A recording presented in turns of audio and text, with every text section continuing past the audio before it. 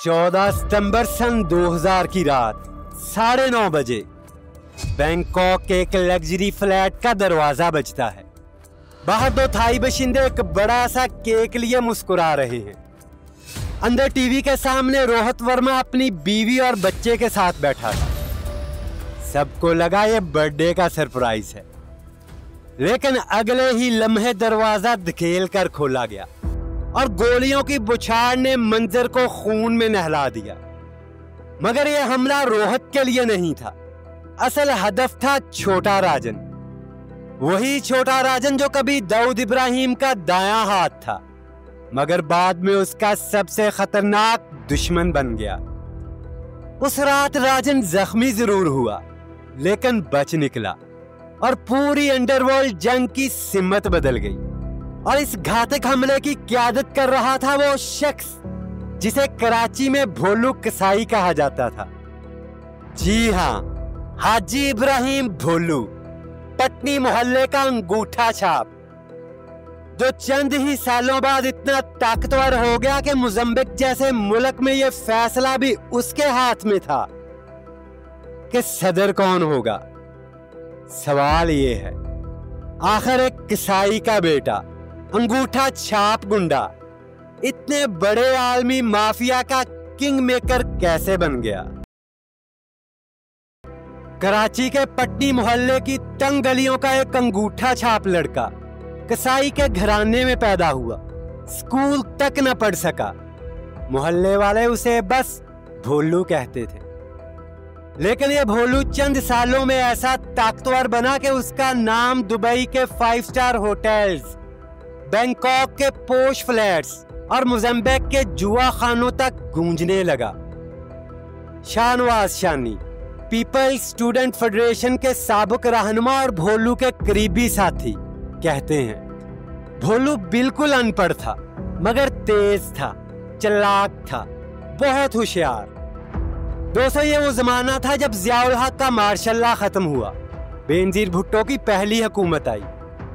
मगर कराची की सियासत तालीमी इदारों से लेकर गली कूचों तक मैदान जंग बन चुकी थी। स्टूडेंट्स ऑर्गेनाइजेशन असलहे से लैस थी, मामूली इख्तलाफात पर गोलियां चल जाती।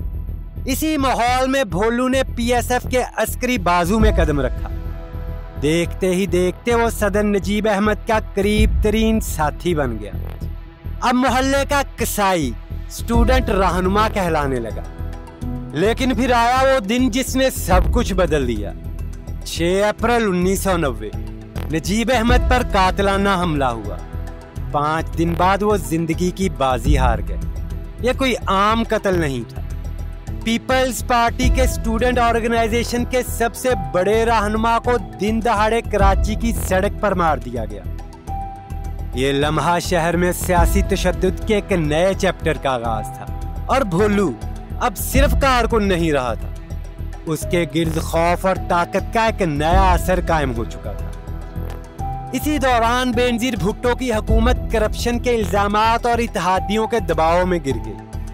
पार्टी अंदर से भी बिखरने लगी। मुर्तजा भुट्टो अपनी बहन के खिलाफ खड़े हो गए और पीपल्स पार्टी शहीद भुट्टो बना ली। भोलू भी इसी खींचातानी में मुर्तजा के करीब हुआ और फिर अज़जुल्फ़कार जैसे अस्करी नेटवर्क से जुड़ गया। वजीर आला जाम सादिक ने डील लेने की कोशिश की। गुलाम मुस्तफा जतोई की नेशनल पीपल्स पार्टी में शामिल हो जाओ, जान बख्शी मिलेगी। लेकिन भोलू ने इनकार कर दिया और फिर इस इनकार की कीमत अदा करना पड़ी। गिरफ्तारियां, मुकदमात, हत्ता के कारकुनों के सर की कीमत तक लग गई। पुलिस और खुफिया इदारे कहते हैं कि भोलू मुबैना तौर पर मुर्तजा के साथी अली सुनारा के साथ कई दहशतगर्दी के वाकयात में मुलव्वस रहा। मगर कराची अब उसके लिए खतरनाक हो चुका था। यही वो वक्त था जब भोलू की मुलाकात रेस कोर्स के राणा साहब और उनकी बेगम से हुई। उन्होंने भोलू को कायल किया, अगर जिंदा रहना है और बड़ा खेल खेलना है तो यहां से निकल जाना होगा। राणा साहब की मदद से भोलू मोज़म्बिक पहुंचा। एक नई सरजमीन, एक नया खेल।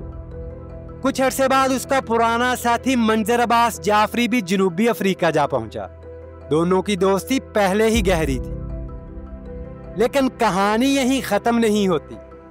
अब अफ्रीका की सरजमीन पर वो मिलकर नए खेल खेलने के लिए तैयार थे, बल्कि वो कड़ियां जुड़ने लगीं जो बराह रास्त कराची अंडरवर्ल्ड के सबसे बड़े नामों तक जाती थी। शुएब खान, दाऊद इब्राहिम और छोटा राजन।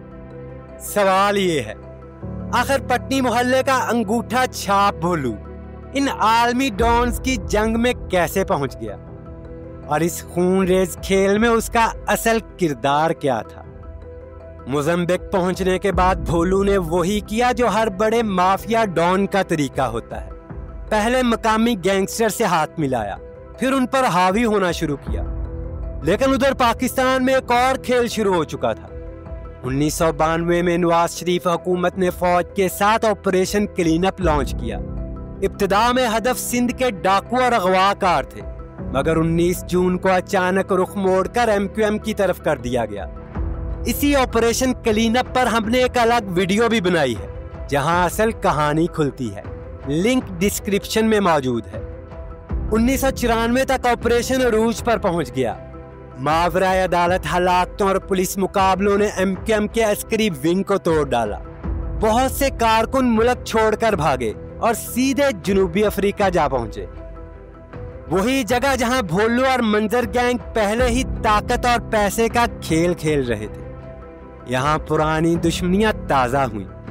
भोलू मंजर गैंग ने जनूबी अफ्रीका पहुंचने वाले MQM के लोगों को आड़े हाथों लिया। जो हाथ न आए उनके बारे में इतलात पाकिस्तानी हक्काम को दे दी। इतना असर था कि मोज़म्बिक के एयरपोर्ट पर उतरने वाले पाकिस्तानी मुसाफिरों के पासपोर्ट्स की कापियां भी भोलू और मंजर को भेजी जाती। कराची के बदनाम अफसर राव अनवार भी मानते हैं भोलू ने कई मौके पर इदारों की मदद की। ये उसकी हुब्बुल वतनी थी। करीबी दोस्तों के मुताबिक शायद भोलू ने सोचा कि पैसा और ताकत कमाने के बाद अब मुल्क के लिए भी कुछ करना चाहिए, मगर साथ ही उसका गैर कानूनी धंधा भी फैल रहा था। मापुतो और जोहानिसबर्ग के जुए खाने, होटल्स और नाइट क्लब्स, सब पर भोलू मंजर गैंग का राज था। शोहरत कराची और दुबई तक जा पहुंची। 2001 में पाकिस्तानी मैगजीन न्यूज लाइन ने लिखा, दाऊद इब्राहिम जनूबी अफ्रीका में मुनशियात का धंधा चला रहा था। जल्द ही भोलू मंजर गैंग ने दाऊद का मकामी काम संभाल लिया। यूं कराची, मुंबई और अफ्रीका की अंडरवर्ल्ड एक दूसरे से जुड़ गई। अब भोलू दाऊद के इतने करीब हो गया जितना वो कभी नजीब अहमद के करीब था। फर्क ये था कि अब लोग उसे हाजी इब्राहिम भोलू या हाजी साहब कहने लगे थे। मगर किस्मत ने पलटा खाया। दुबई में दाऊद के जरिए भोलू की मुलाकात हुई कराची अंडरवर्ल्ड के एक और खिलाड़ी शुएब खान से। शुएब खान कौन था और कराची अंडरवर्ल्ड में उसका क्या मुकाम था, इस पर भी हमने एक अलग तफसीली वीडियो बनाई है। शुएब भी अंडरवर्ल्ड किंग बनने का ख्वाब लिए दाऊद के दरबार में पहुंचा था। दोनों एक ही सिक्के के दो रुख बन गए। कराची, दुबई, जोहानिसबर्ग, मापुतो, भोलू के लिए सब एक जैसा हो गया। 2002 में पुलिस रिकॉर्ड ने पहली बार दुनिया को हिला दिया।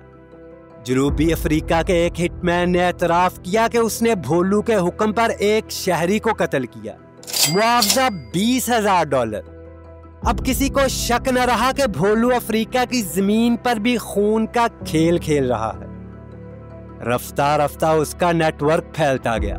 दुबई में जुआ और स्मगलिंग, मिडल ईस्ट में हथियारों के सौदे, अफ्रीका में कॉन्ट्रैक्ट किलिंग, और फिर आया वो लम्हा जिसने सबको हैरान कर दिया। मोज़म्बिक, एक मुल्क जहां गुर्बत आम थी मगर सियासत पर पैसा राज करता था।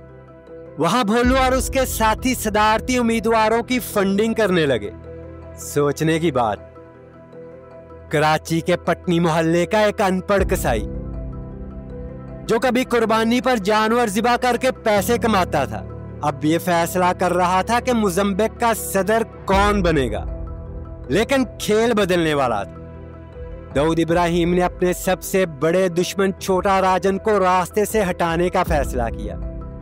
ये वही दाऊद और छोटा राजन की दुश्मनी है जिस पर हमने एक पूरी वीडियो बनाई थी और जिसमें बताया था कि ये दोस्ती खूनरेज जंग में कैसे बदली, और ये काम शुएब खान के जरिए भोलू को सौंपा गया। राजन तो जिंदा बच निकला, मगर कराची में भोलू और शुएब खान की दोस्ती न बच सकी। बैंकॉक ऑपरेशन की नाकामी पर दाऊद आग भगोला हुआ। पहले तलख कलामी, फिर इख्तलाफात। शुएब ने भोलू के साथियों को पैसा देने से इनकार किया।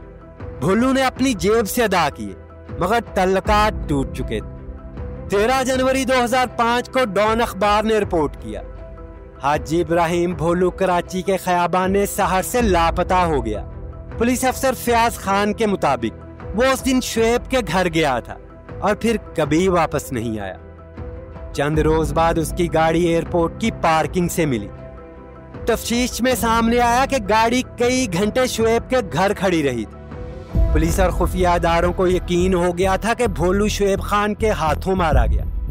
2001 में जनूबी अफ्रीका में भोलू गैंग ने बदला लेने की कोशिश की। सिटी कोर्ट और जेल के बाहर शुएब खान पर 2 बार हमला हुआ।